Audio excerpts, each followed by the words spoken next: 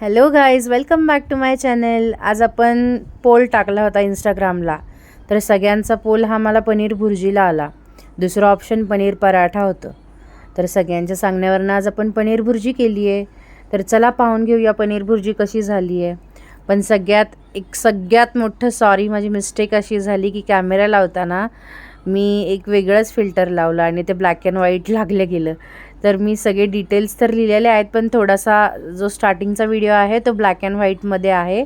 Please मला समजून घ्या. ओके, मी सगळ्या डिटेल्स दिलेल्या आहेत, तुम्ही एकदा पाहून घ्या आणि नंतर फायनल लुक बघून किंवा सगळं काय कसं वाटतंय ते बघून मला नक्की कमेंट करा.